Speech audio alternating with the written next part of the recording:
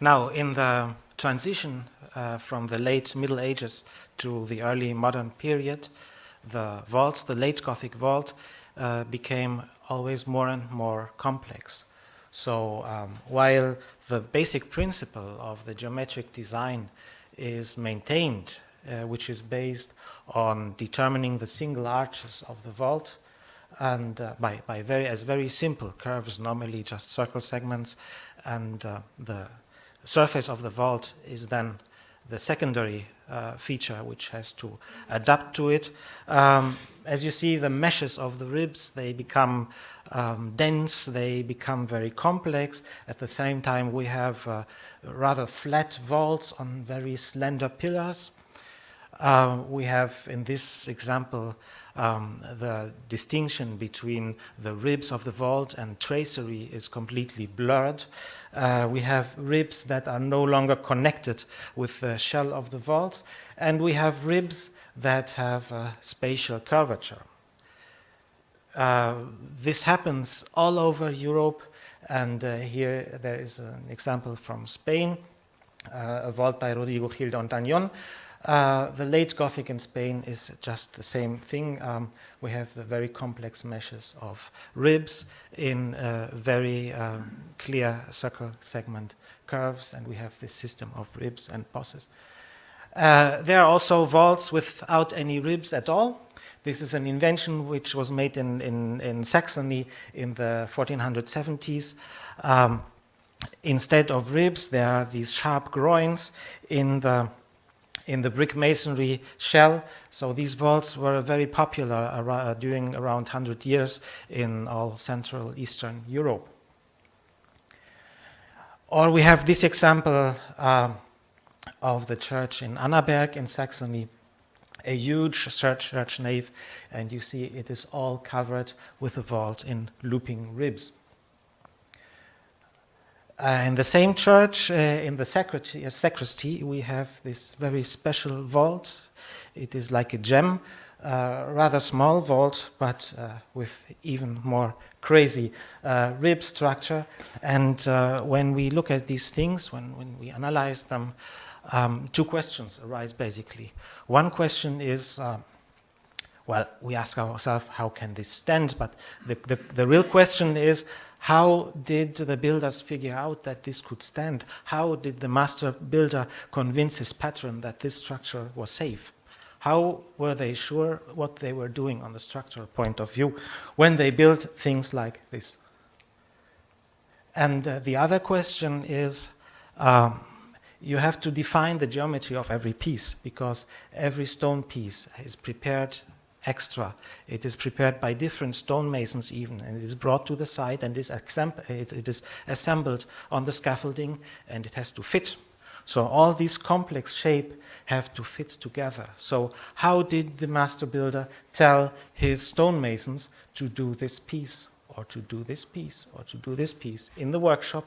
How did they provide their geometric information in order to be able to assemble the structure in this perfection?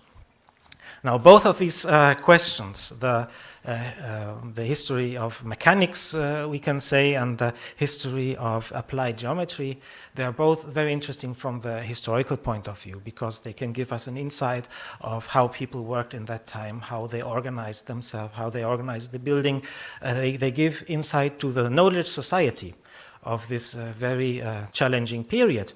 And it is also, of course, interesting from the point of view of maintaining these structures, because if we intervene anyhow, for example, if we want to exchange a damaged part of the vault, we should know as much as possible and take in account the original procedure of defining the pieces, because the process determines the shape, and if we don't know the process, in the restoration, we will alter the shape. Unfortunately, for both questions, there are almost no sources. The sources are very, very scarce. And so what we try to do in our research in order to overcome this problem and in order to be able to read the few bits of contemporary texts which there are, is to start on the built objects, to analyze the buildings by archaeological surveys, by measuring them, by carrying out geometric analysis of the measuring data, and by reverse engineering. So trying to figure out how a decision process could have been carried out to recreate, to reproduce exactly the building as we find it, and to look at this process, this hypothesis, in the context of what we know about the history of applied geometry and the history of mechanics. So our starting point is basically the building, and we try to redefine the sources. The vault, which I want to speak mainly about today, is located in the Albrechtsburg, the castle of the Dukes of Saxony in Meissen. This is one of the great Renaissance residences. It is one group together with Urbino and Blois, maybe, and the vault is located up here. Well, the whole building has vaulted ceilings. All the ceilings are massive masonry constructions. And the vault we are speaking about is up here in this tower. So it is about 30 meters above the foundation level. And you see in the architecture, the use of external abutments is totally avoided. This is the vault. The vault has been built in a second phase within this building. The arches around the room were already standing, and these niches were already there, but the vault itself was still missing. And then Jakob Heilmann, who built the church in Annaberg in that time, who was pupil of Benedict Ried, who built the great vaults in Prague Castle, he was appointed to build in this vault, a very special vault, and this is the one I want to talk about mainly today. You see this vault, it has ribs and it has cross ribs, which are usual plain arches as we normally know in Gothic vaults, but all the other ribs have a spatial curvature. They are not only curved in the elevation, but also in the plan. And you can see that the intersections are not always in one point, but they are spatial intersections. So the ribs, some ribs are flying above the others, and you see very complex intersection stones where they intersect in different levels. And you also see very curious pieces of ribs missing. So some ribs are severed. And of course, this in the first moment looks a little bit scary, and but it is very interesting because it transforms the figure of the rib system from a symmetric, axial symmetric figure to a dynamic rotational symmetric figure just by leaving these pieces out. Now, above these ribs, there is a masonry shell, about 30 centimeters thick, brick masonry, which is the main structural feature of this vault. The ribs, the stone ribs, remain below the shell, but the intersection stones, the keystones, they penetrate the shell. They pop up on the exodos of the shell, and so by penetrating the shell, the force-fit connection between the rib system and the masonry vault on top is obtained. And you can also see that instead of the usual heavy spandrels we have on the shoulders on the vault, here there are some secondary vaults which leave some empty chambers in the spandrels of the vault, and of course they help to create the level of the next room and the story on top of it, but they also, we may suppose, they help to reduce weight because, as I said, we are 30 meters above the foundation level. It seems to be a sort of structure that braces against the corners, so it braces the shoulders of the vaults against the shoulders as an alternative to the usual heavy loaded spandrels. And you see these corners, these keystones here, we will speak about them later on. They are rather high, they are 1.20 meter high, because they connect all this from the lower rib system all the way up to this masonry. Usually we are used to consider the masonry in the rib vaults as some kind, the webbings, some kind of a filling in, which may be built ad hoc on top of the ribs, but here we see it is not true. It is a very sophisticated brick structure, which is also connected in a very systematical way with the rib structure below. On top of the shell, we have additional ribs in masonry. They are made in the masonry bond of the shell masonry, where there are additional ribs, and this is the place. Well, this is just to show the relation with the stone ribs below. You see this very high, like a hanging column, this very high keystone, which is acting as some kind of hinge in between. Now, if we look at the geometry of the rib system, what looked like a single course of ribs which is just interrupted, when we look at the third dimension, we can see that this piece, in reality, it cannot be fitted in, because the ends are missing each other. And why is this so? In the plan, it is supposed to work, but in the elevation, it doesn't. It could have worked. It would have been sufficient to put the highest point of this curvilinear rib in the central axis, and then you would have had intersections in one point, and it would have worked out. But what Jakob Heilmann did is he decided, and he started from this decision, as we can show, that he decided that these 4 great intersection stones at the summit, they should be on 3 different levels. And this is not resulting from what the autonomous curves of the ribs are doing. This is a decision a priori. If you look at the survey data, now this difference here makes some sense, because this point is at the same height as this one. And so this is the diagonal arch, the cross rib. It is from here, it is already going down a piece, so you have this difference.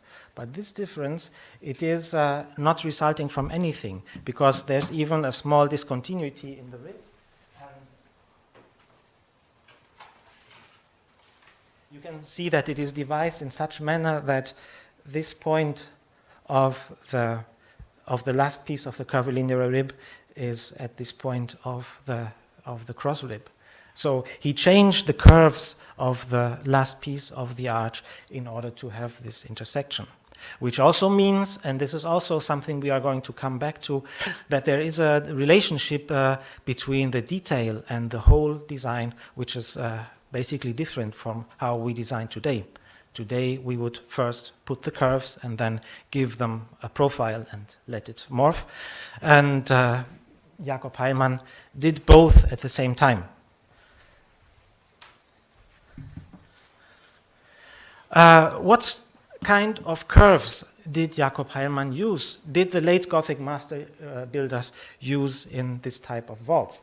Now, in late Gothic vaults, the whole system of Gothic vault is based in the idea that the arches, the ribs, are always very simple curves.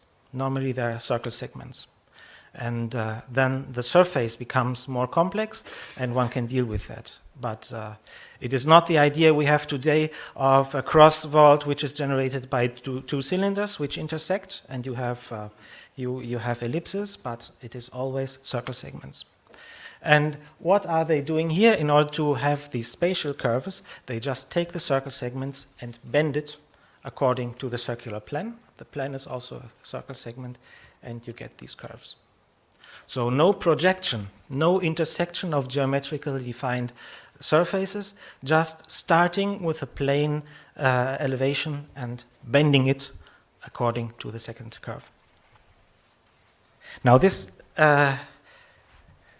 this type of curve was first described by Jan Muck in 1990, based on his survey of the Great Hall in the Prague Castle, the Great Hall of King Vladislav, where on the base of a survey he could show this type of curve. And you can also see that there's a relationship between the curvature in plan and the curvature in elevation, because the ribs, they make 2 quarter circles, so it is 1/2 circle, and in the elevation they make 1/4 of a circle.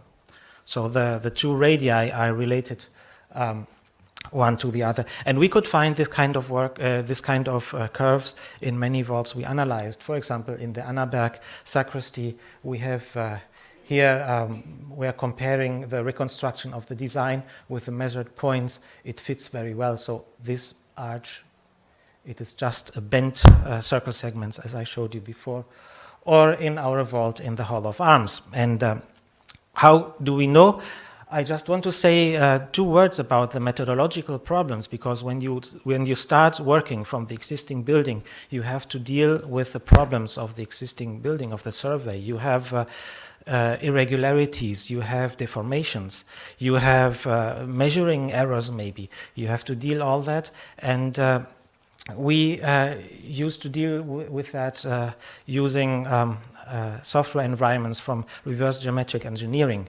And so I show this example just to show there is this point cloud we have from the survey, and we make a best fit to a circle, and we obtain a circle, which is this one, but it is a rather horrible tolerance.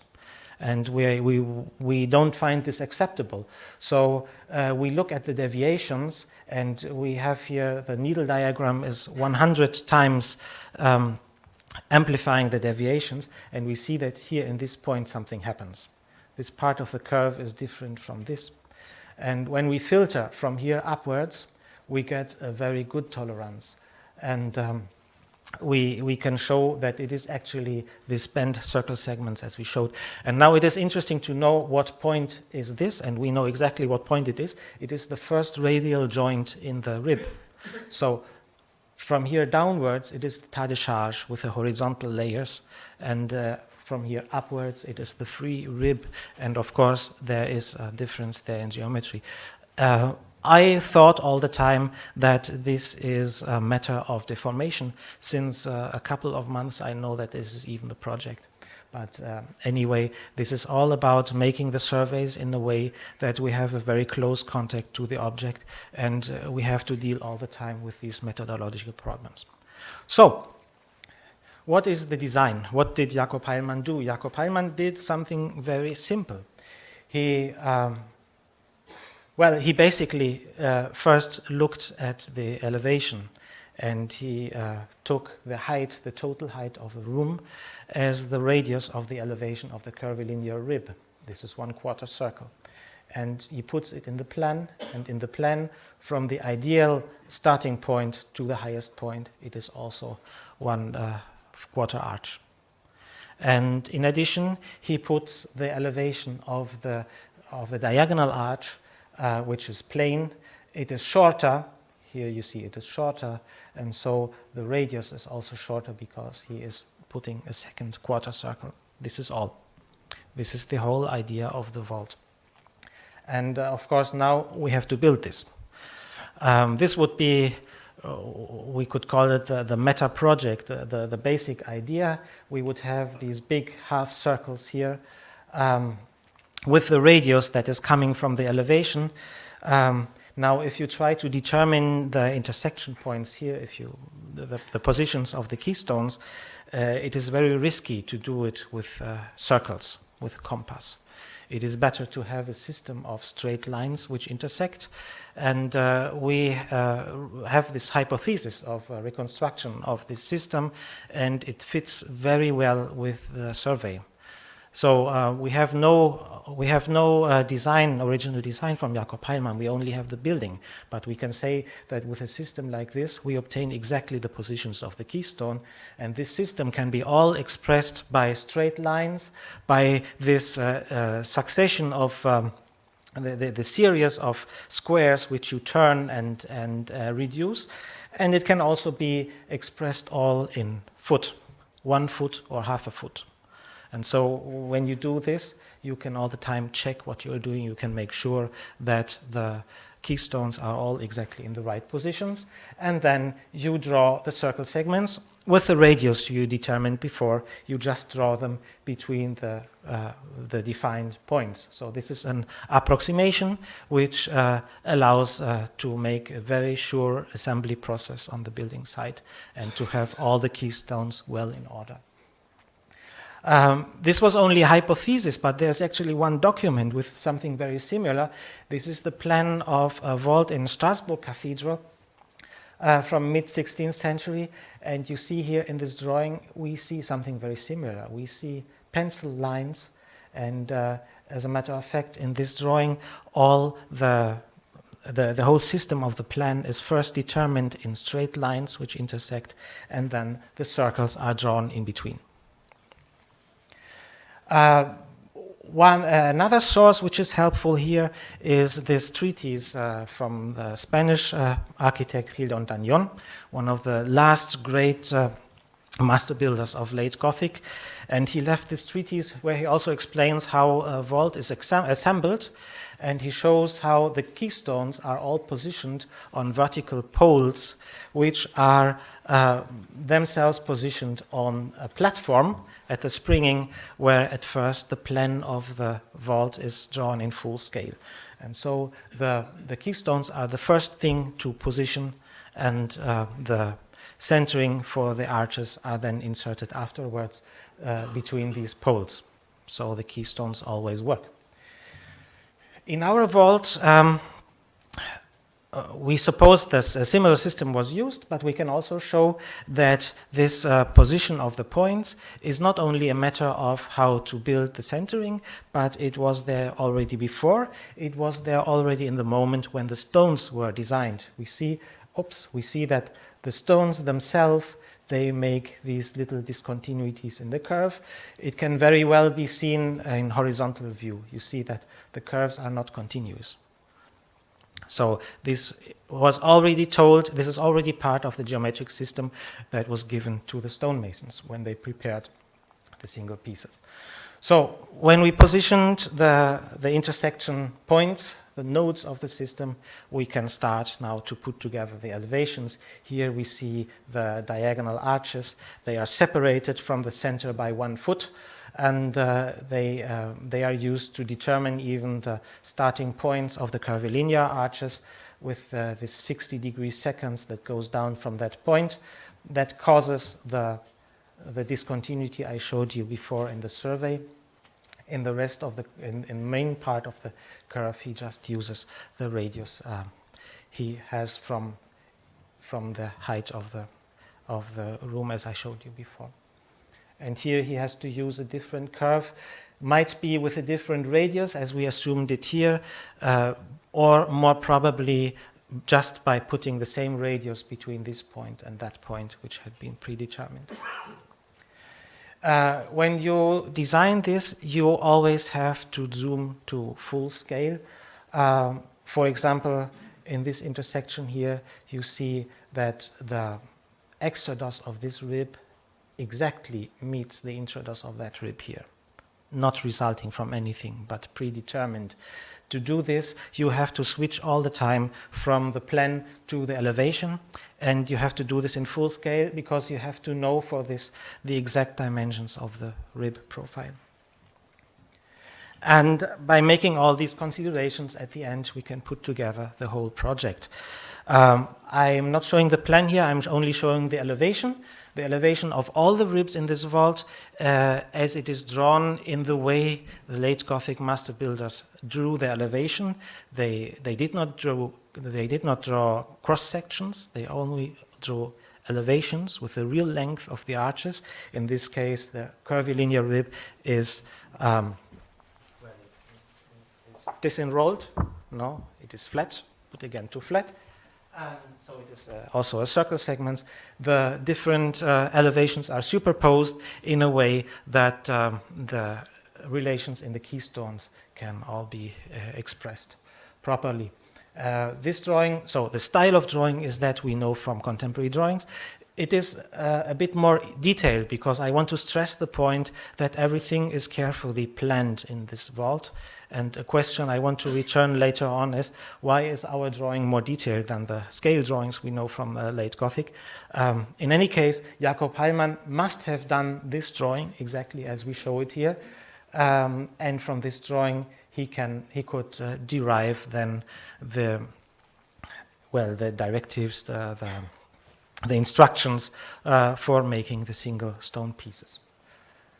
But still, so this could be the end of the story if we were talking about a vault with plain arches, but we have curvilinear arches, so we still have the problem, how do you make a curvilinear piece of rib from this information?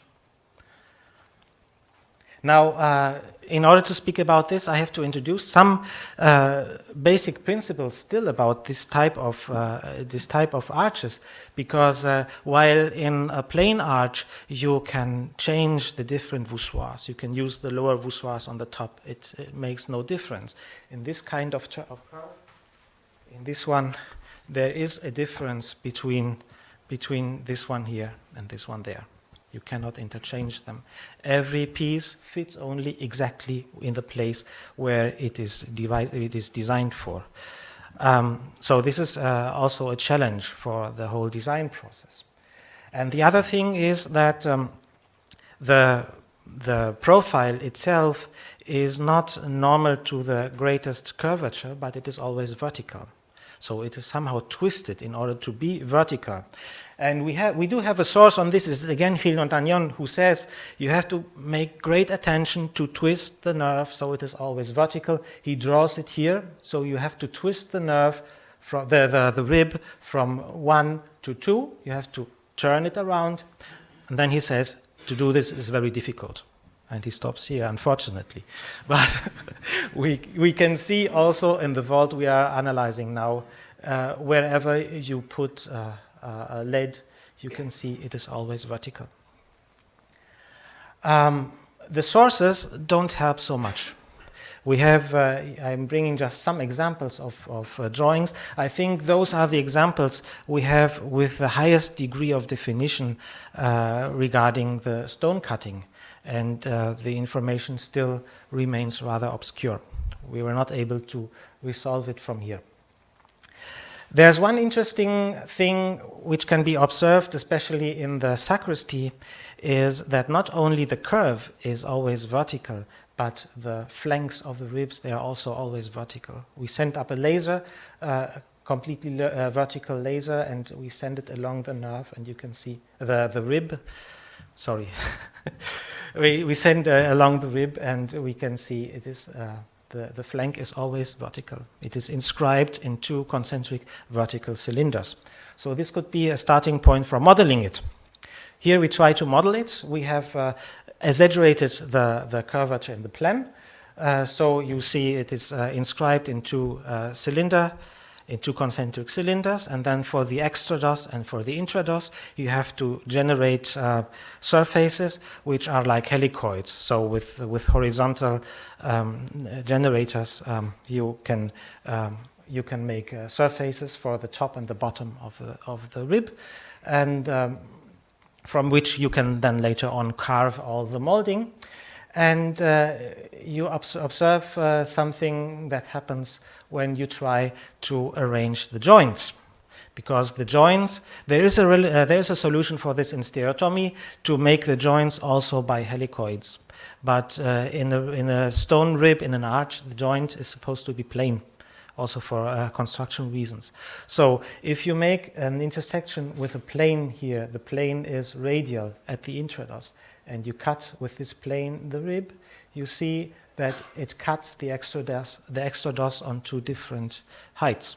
And you see a very strange distortion of the profile, just due to this effect. Now, the interesting thing is that we have exactly this distortion also on the buildings.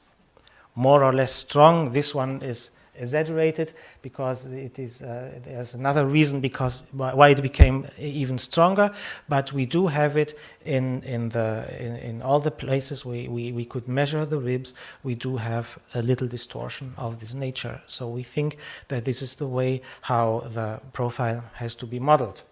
Now this is essentially different what you do in parametric design.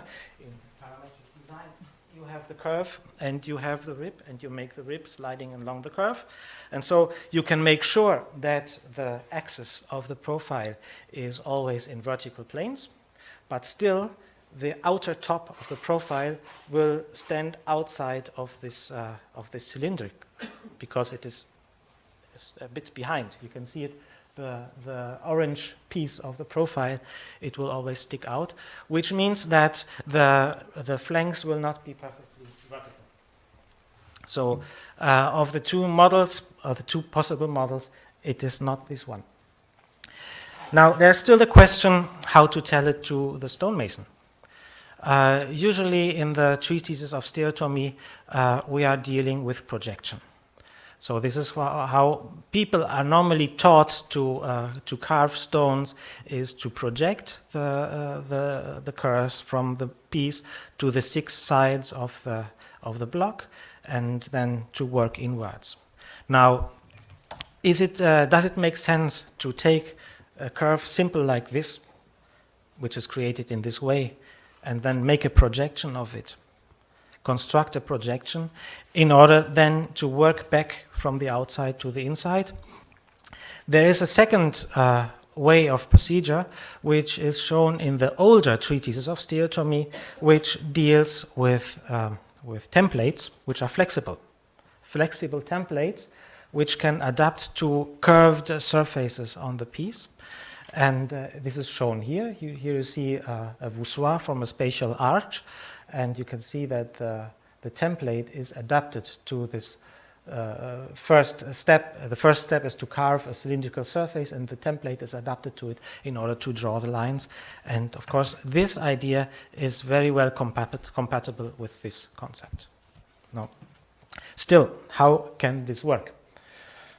We know very surely about the flexible templates because there are so many treatises where they are described. I'm just showing here one. This is Philibert Delorme, and he is very explicitly speaking about the templates. These are the different templates for the faces of the arch voussoirs.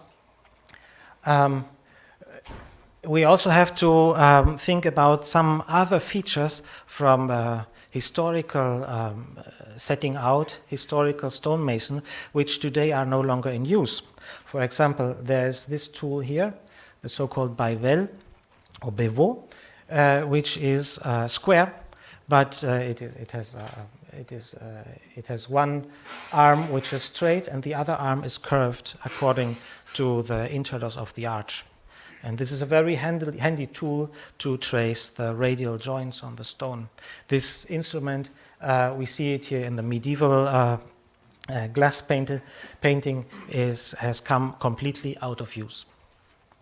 Or we have the tracing floor, the drawing in full scale. I'm showing here the example, the famous one in York, Minster, where the stone is designed in full scale on this plaster surface. It is interesting to note that the tracing floor is not the place where you work the stones. This tracing floor is up here. The stones were never brought up here to work them, but it is the place where you draw in full scale, you make the templates, and you bring the templates to the stone yard where the stones are made. The tracing floor has his own laws, which is still known, for example, to elder carpenters. For instance, so you work only with the compass and the square and the lathe, the rod. The geometry is always reproduced. You always see the traces of the geometric construction because sometimes you have to go back to that. When you change the design or when you want to reproduce something, you have to be able to find the axis again, to find the centers of the circle and so on. And it is strictly forbidden to measure, because if you measure, you make mistakes.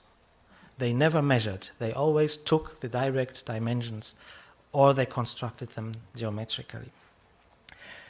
Now, how you can put all this together and figure out how it might have worked, the only idea we had was to try it out. So we made this experiment. We worked together with Strasbourg Cathedral, with stonemasons from Strasbourg Cathedral. We made our own tracing floor for the vault I am showing you in order to draw the vault in full scale, the plan and the elevation. So here you can see us together. This is Frédéric de Genève, the master builder of Strasbourg Cathedral, and the parlier Nicolas Eberhard, and you can see us working with a compass. The compass was up to 7 meters long, so it is like a dance. 3 people handling the compass, and it moves over the great surface. And here you can see how the plan of the vault looks like when it is finished. As you use the scribing needle in the plaster, you have a very high precision. Even though the drawing is so big, you always obtain this great precision in the drawing, which then you need in order to make the stones to fit together in the perfection I showed you. And we can zoom to the detail. This is detailing one keystone. Of course, we know from the survey how big the piece is, and we can figure out how you can arrive to the same dimensions. Normally, it is just using foot or half a foot, and the profile also has the height of 1 foot. So very simply applying the modulus, you arrive to the dimensions we have also in the survey. And then we made the templates. In some building accounts, we found that they bought copper, and we also used copper shields. You can use cardboard. You can also maybe use plywood. Cardboard was also often bought.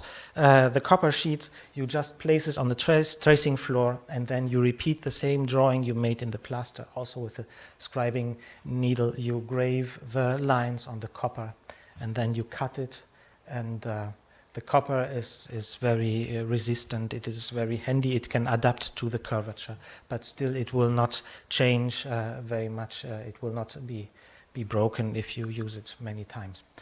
Now, just briefly, I want to go through one rib segment. So one segment of a curvilinear rib. We did it like this. We had one template for the plan of the rib, which is, of course, just 2 concentric circles. We place it on the top and the bottom of the block, and we trace the lines for the flanks on the top, on the bottom, and then we can work the flanks. The next step is to draw the joints. For the joints, you need at least 2 dimensions. It is better to have 4, so you make the joints on intrados and extrados. We used this lath, which can be bent according to the curvature. So we took the measurements directly on the tracing floor, draw it on the lath, and then transferred it to the block. And then here with the bevel, we can draw the joints. We need these points, the starting and the ending of the segment, in order to be able to position the template for the elevation. This is also one template for the elevation of all rib segments.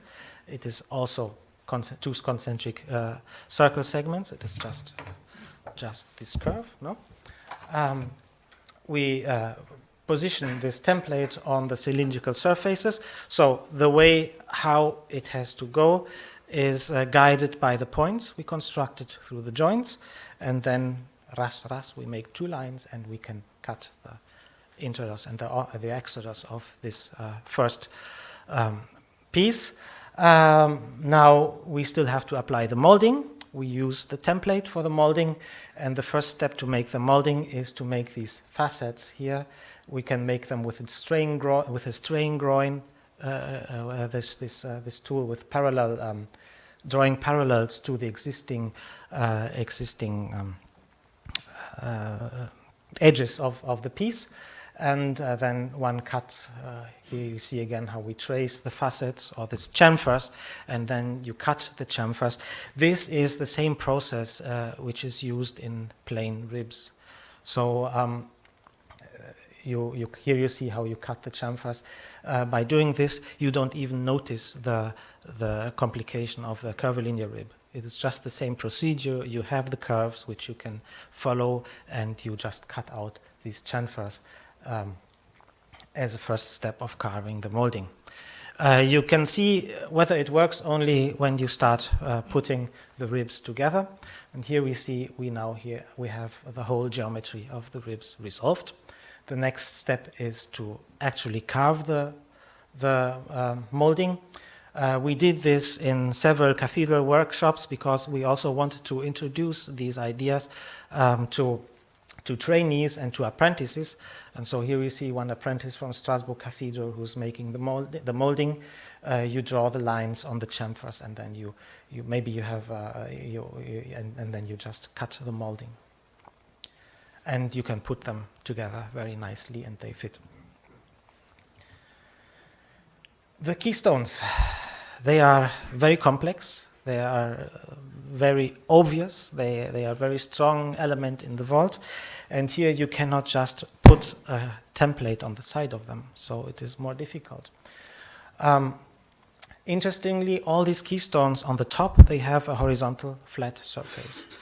This is, you see, it's not very well visible, but there is the plan of the keystone inscribed in here, and then what you see well is there are some marks here which show where in which direction the different ribs are supposed to go. But this is very typical to have these horizontal surfaces on top of the piece, and this is something which already Robert Willis described in his great essay on Gothic vaulting. And already Robert Willis writes that this has something to do, one hand, with the working process. You just put the piece upside down and work on the piece, on the part you will see later on, and also with the tracing and the geometric control and the shape control. These horizontal surfaces are very common. Here's just one example in Basel, St. Leonard. They took out the keystones. You can look and see them, and they have all the horizontal surfaces. We have seen them in many places.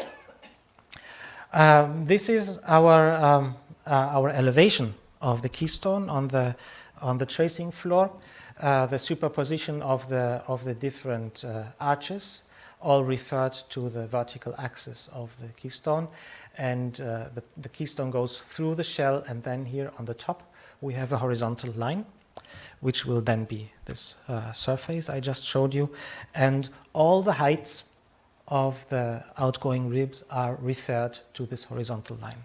This is the reference line for all the heights in the keystone. And again, we took them with this lathe. We just take them from the tracing floor on the lathe, and then we have the lathe to use it on the piece. The second thing we need is a template, which is the footprint. This is the plan of the keystone with all its joints. And we place this template on the top and on the bottom of the block, and we can draw the plan both times, and then we can cut first along these lines here, and we get a prism. And on this prism we can draw the central axis and the flanks of all the outgoing ribs, and then we can lay it upside down, and it will stay upside down, and we can apply the heights, measuring always from the floor. It is very, very safe. You cannot make any mistakes, and you have absolute control of all the dimensions of the stone respect to the boundaries, which is where it has to connect with the whole curve system of the vault. The stone has to be perfect around, no? And then from this you can start working the stone from the top to the bottom, which is it is sitting upside down, so it's from the bottom to the top. You can cut cylindrical flanks. You can control the curves with the bivels. You can also control the planes of the joints, and you can build up the whole intersection stone. This is the stadium with the chamfers, or the facets, and everything we needed for making it. And then, of course, starting from these chamfers, you draw again the lines for the profiles, and you work the profile, and you can make the stone. It is interesting to note that these keystones in late Gothic, which are only composed by the intersection of the rib profiles, they used to be considered as something more simple than the keystone that have sculptured bosses. But it is not really so, because it is very difficult to control the curves here in the middle where you have no references. So when you make a sculpture, you can do what you like. But when you have a piece of a curve which then will continue in the rest of the rib system, you do have to be careful. And so it is also a piece of virtuosity to cut these kinds of stone. We also made this very high one I showed at the beginning. And here we worked very systematically positioning the planes of the joints from the prism, which was even rather easy. But you see something happened here. We did not pay attention. We cut into a part which was still a big volume, and we did not know that something of this would have to remain, so we cut in here. Mistakes happen, but we were very happy to see that in the original there are also some places where exactly the same mistake has happened. So this somehow shows that the procedure we figured out should be rather similar to the original procedure. Now, of course, we have to evaluate our experiments, and we can look at the continuity of the curve and compare it with the perfection we have in the original, which is good. But we have to go further, and we have to look at the geometry, because we did an approximation. We took the curve in the elevation which belongs to the center of the rib, and we applied it on the flanks. And of course, this is not quite the same as the intersection of the helicoid with the cylinder mantles. And we have to look what happens. Now, the two starting points are supposed to be perfect, because they are, we constructed them. We applied the template between two given points. The deviations are in the middle. And we looked at the deviations for this example here, and we found that on one side we have 1.1 millimeter, and on the other side we have 0.3 millimeter. And of course you have to look at the middle between the both, because you have to look at the intrados of the rib. And so it is 0.7 millimeter, which is still below of what we would demand in precise stonework more nowadays. So we think it is precise enough. Now I want to say a few words about the media used in the planning process. I talked a lot about the full-scale drawing on the tracing floor, where the geometric information is generated and how it can be transferred to the making of the pieces via the templates. The problem in all this is very difficult for the spatial imagination. On the tracing floor, you don't see what you're doing, because you never see it from the top. You never see the drawing from the top. In particular, we had the problem that some ribs turn to the right and some ribs turn to the left. So this rib, this segment here and this segment here, they have the same template, of course. They also have the same information on the length. They're exactly the same, except that one turns to the right and one turns to the left. And you have to carve it accordingly, and if it is wrong, it is wrong. Now, we helped ourselves by putting photographs of the vault in the laboratory where we had the tracing floor. And the builders in 16th century obviously could not do that, because the vault was not yet there. Now, there is no real evidence about it in the sources, but we think that model would have come in very handy here. And it is also easy to make, because based on this principle, you can make a cardboard model very fast. And we ourselves used it when in the design of the reconstruction of the vault in the chapel of Dresden Castle, where we had this cardboard model with little balsa blocks to make the ribs, and then we had to make the shell, the brick shell above it. It is very, very complex, and we really needed the model. Of course, there is not very much information on such models in the sources. The other thing is scale drawings, which I already mentioned, and I showed some of them. Now, in order to study the use of scale models, of scale drawings in the late Gothic design practice, there's one building which is very interesting. It is this chapel in Strasbourg Cathedral, St. Catherine's Chapel. It is a high Gothic chapel which in the 16th century had a new vault built in because the original vault was badly cracked. It had to be demolished, and so this vault with curvilinear rib, you see it is almost weightless. It is like a air suspended tent, and it is all with ribs with spatial curvature. Of course, there is the shell on the top. Now, for this vault, there is still an original drawing. And so this is the opportunity to make comparative studies between the drawing and the vault as it was actually built. So we see it is a drawing, I already showed a detail of it, very carefully constructed by the axis, and then very carefully drawn. All the ribs are drawn with a compass, with the ink compass directly. And the other thing you see is that then free-handed some joints are marked, and some symbols are written in the ribs in order to identify single pieces of the construction. Now, not only is it clear that this drawing really represents the project of the vault, but we can also show the relation between these details of the drawing and the vault as it was built, because in some few places where the plaster on top of the vault is gone, and where you can see the top of the stones, you see the same symbols as you see in the plan. So this plan really has to do with the process of the building of this vault. Now we can look at some differences between the drawing and the vault. As I said, these are all circle segments, and they are not drawn from centers and then looking for the nodes, but first the nodes are constructed and then the circle segments are applied between them. We can find the places where the compass has the centers of the compass, and they are not on the nodes. But you can also see that this rib here, it starts at this place. Okay, this is the starting point on the rib, and it goes up here. And here it has the highest point. So in this area, the rib first goes to the outside.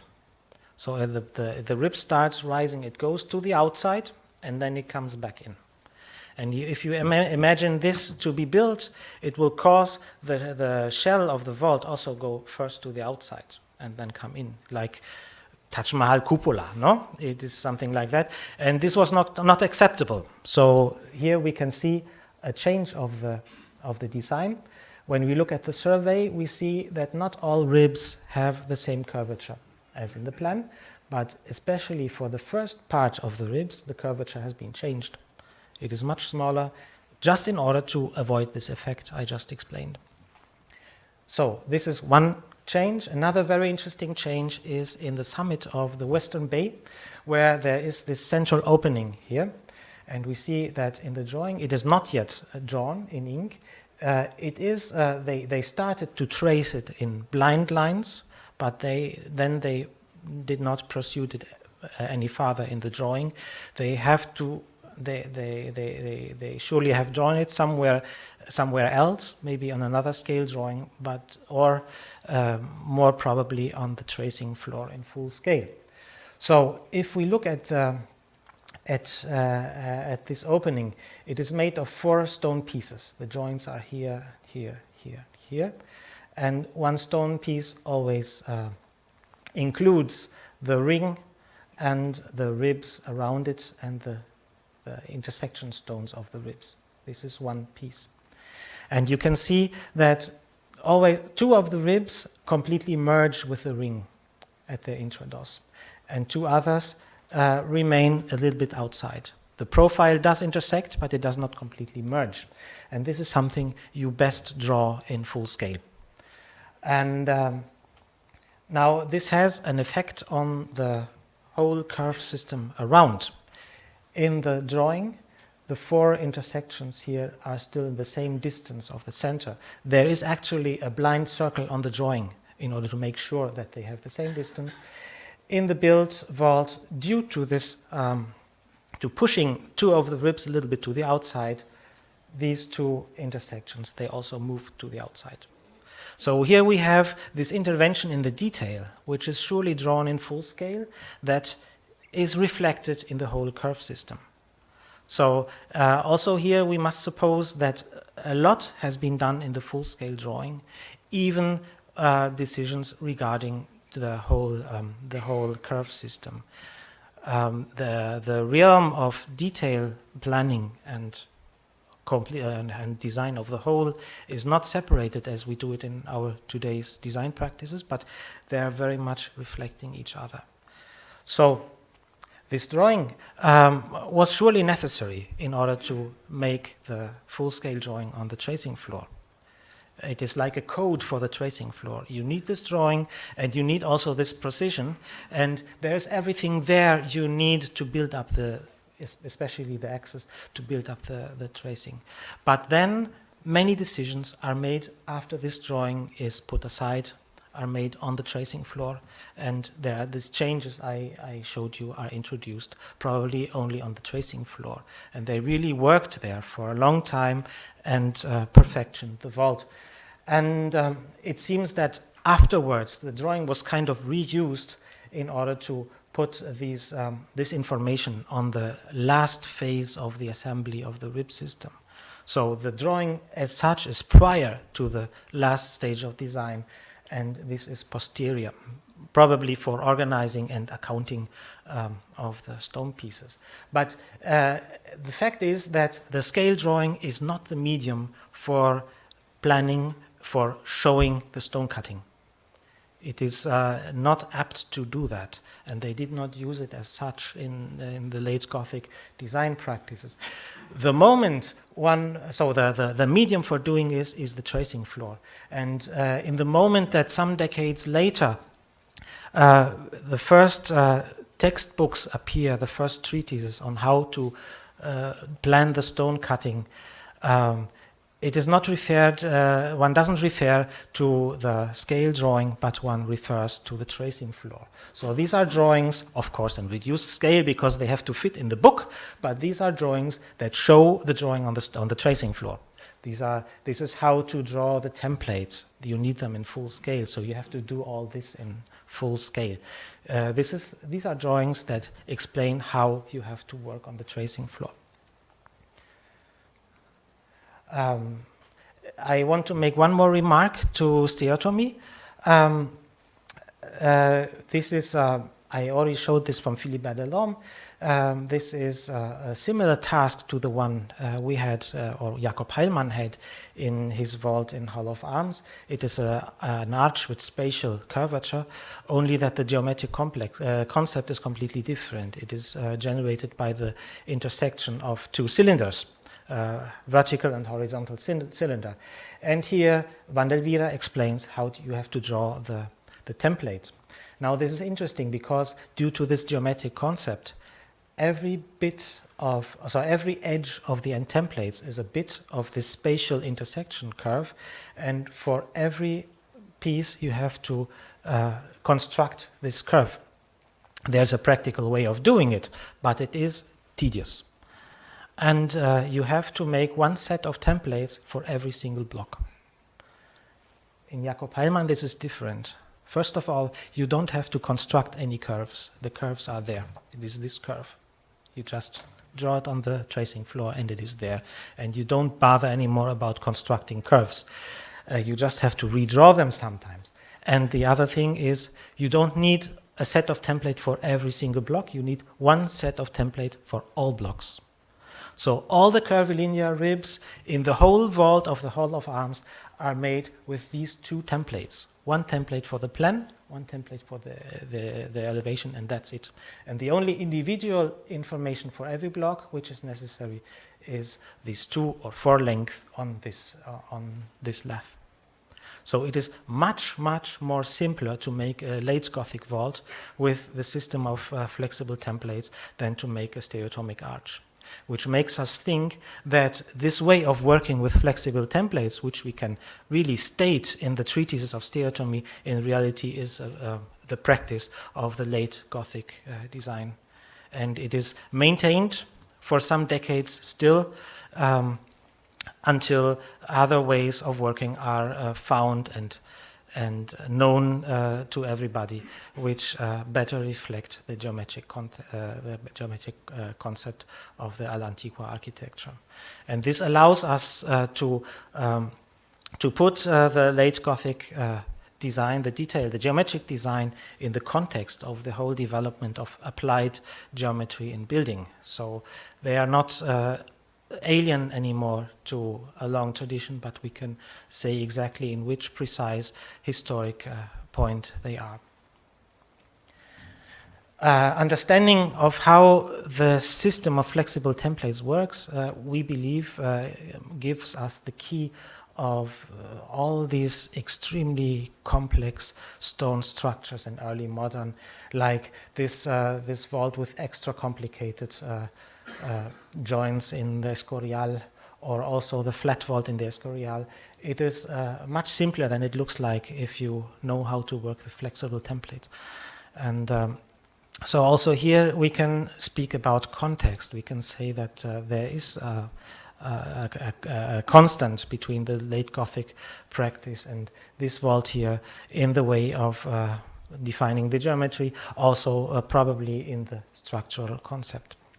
And definitely in the interest of making daring vaulted structures like this flat vault. So is there time to speak still about mechanics? I think so, yes. Okay. So now we really have to leave the ground of where we have any sources at all regarding the time we are talking about. But there are some things which we can see from later technical literature, which we can try to reflect in these vaults we are analyzing and see whether they make sense. This is, of course, I don't want to speak about how the structural these structures actually work to today's period, today's theory, but I want to try to talk about what the builders in that time could have thought about the mechanics of their project. This is, by the way, this is a very important methodological issue which was already pointed out by Professor Heimann in his paper on the rubber vaults from the Middle Ages, for example. I remember that it was clearly stated that you have to distinguish of what how the structure actually work, how we think today the structure work, and how the builders of that time thought the structure worked, which is, of course, essential to understand their design choices. Now here we have, for example, in Basel, we have this vault, which in the upper part is very, very flat. It is almost plain. And we have many ribs which hit the abutments in a very high level.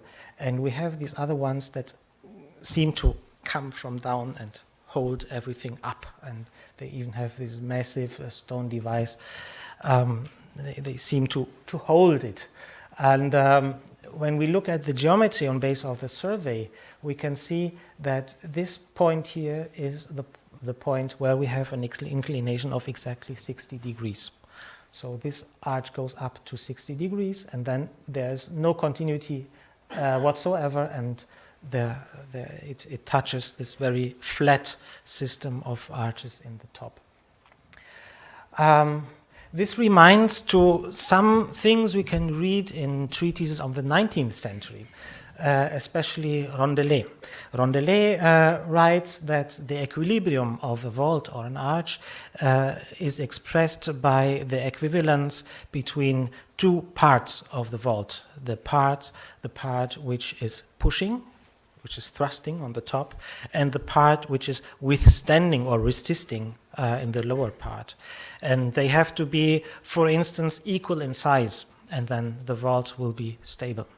That is what he says. There are these two parts of the vaults. Now this, although it is 19th century, this has nothing to do with the development of scientific mechanics.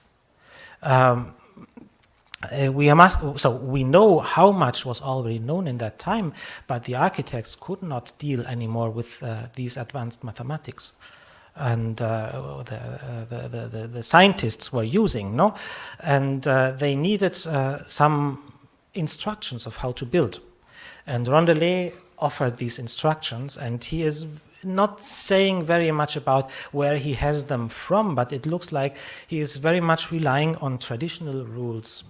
And so there's this idea of the breaking joint that divides the part that carries from the part which is being carried.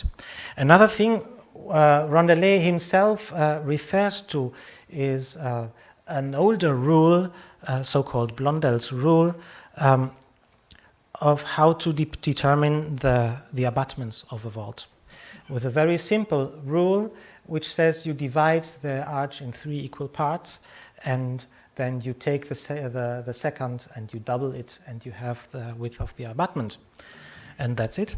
And if you use a circular arch, you will have an inclination of exactly 60 degrees.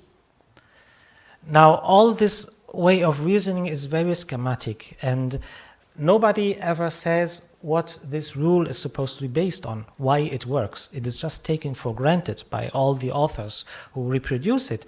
But there seems to be below it some notion of equilibrium expressed through equal parts. So if you make an arch, you have to look at the lower part and make the abutment equal to it, and it will be stable.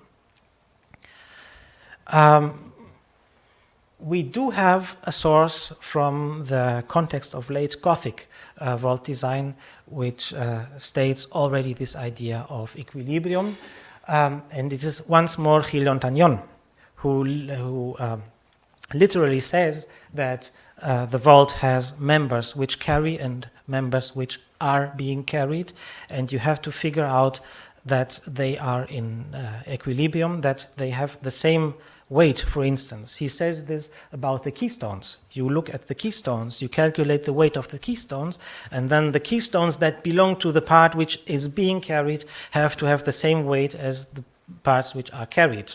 If not, the vault will not be stable. If the parts which are carried are not heavy enough, they will be pushed up. If they are too heavy, they will come down. Always this idea that there are 2 parts in the vault. And the same he is saying for the ribs. He is actually computing the length of the ribs in order to see that they're in equilibrium. And so now we tried to put these things together and see whether it makes sense to to the surveys we made, which of course are not a broad statistic elements. These are just some single examples. For instance, in the Albrechtsburg, but in the first building phase, we have the great hall, we have the vault which has in the middle this great umbrella, which seems to hold it all up, and on top of it, it is all discontinuous. And if we look at the survey data, we see again this 60 degree second. And if we go on in analyzing it, we see that all the elevation seems to be handled by 60 degree seconds. Or this vault in Freiberg I showed at the beginning of the lecture. You see again the situation that the vault is rather flat and many arches go to the abutment like that with the angle.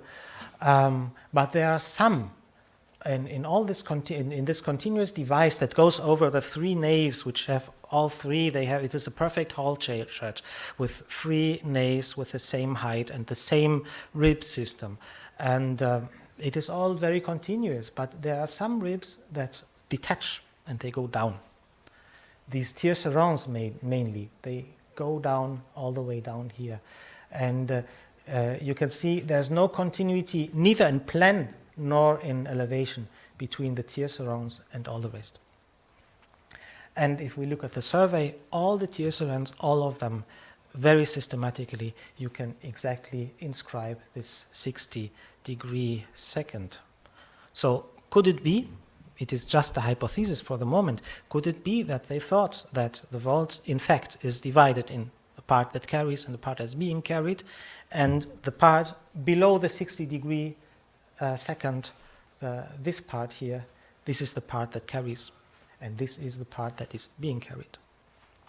It would be a connection. It would offer the possibility of a connection between structural design and geometrical design, which in building vaults also to us today makes a lot of sense. Now we can go once more to the sacristy in Annaberg, and we can see that here the design also questions very explicitly the structural role of these ribs up here.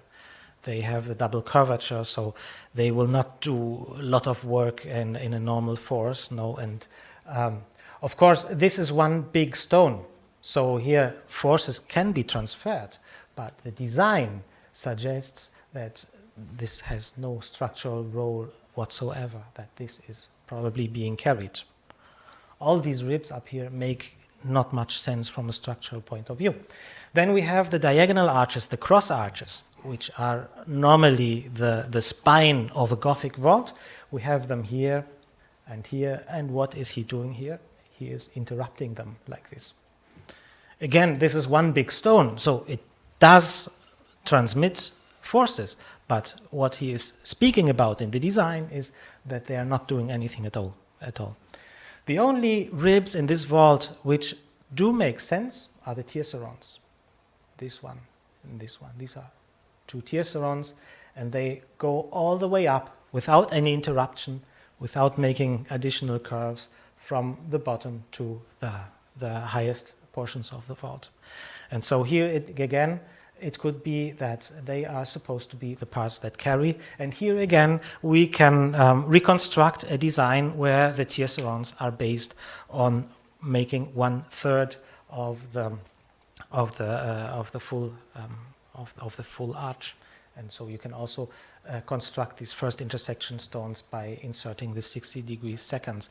So we even dare to suggest that the word tierceron, I think it was on an earlier slide, originally could have meant 1/3 of an arch. In Spanish it is tercelete, is even stronger, that the idea of a tierceron is to make 1/3 of an arch. Of course, as I told you, no sources. Now, according to this interpretation, all this up here would be the part of the vault which is being carried, and there are the tiercerons that come from below, they carry. And we find the 60 degrees seconds many times in this vault, also here, but especially this very heavy loaded spandrel with a very strong stone construction. It also suggests visually this idea of a lower part that carries it all, that somehow is counteracting the thrust of the vault from the top. And we can try to apply this to our vault in the Hall of Arms. So I already spoke about the we can look at the whole construction of the vault, comprising the masonry structure and to the single ribs, and try whether this scheme is working also here. And I told you that this is some kind of a hinge. No, this is this very high intersection stone. This joint here has exactly 60 degrees inclination, and we can also, we see it here, we can also explain how Jakob Heilmann could know that this would be 60 degrees. And we can then think about this rib that goes here on the extrados, and from here starting the 4 secondary vaults that brace to the corners, we can think that all this is the part that is carrying the whole thing. It is embracing, it is well fixed to the outside, and this is the part which is being carried. And of course in the plan they have the same dimension. And then we can look at the ribs. Now Gil Antagnon writes the liens are being carried systematically, and here you can see the liens. They are obviously carried. Jakob Heilmann is telling us this by how he designed this keystone. It is obvious that he wants to tell us that there is something which is being carried and something which is carrying. And that's why you can cut here. It is it is ending in the void. This is obviously being carried. And one can go on like this. We have the tiercerons here, which are really, they are really covering a discontinuity in the shell. There are lunettes here. This is there are secondary shells coming from the outside arches and the main surface of the vault. And they are strongly stiffened on the extrados by the extrados ribs I showed in the beginning. So they really do something. Up to here, they are needed, but from here on, you can do away with one of them, and so you can cut, and the other one continues as a sort of lian until the top. This is being carried. Or we can look at this point here. We can look more in detail. Now, this whole curvilinear rib would be something which is being carried, and that is why it is interwoven with the diagonal arch. The diagonal arch is the stable skeleton of all of it, and this is going over the top of it because it has to be somehow held, and then it goes down, and this part that goes down, of course, has no structural function whatsoever, and so we can cut it again.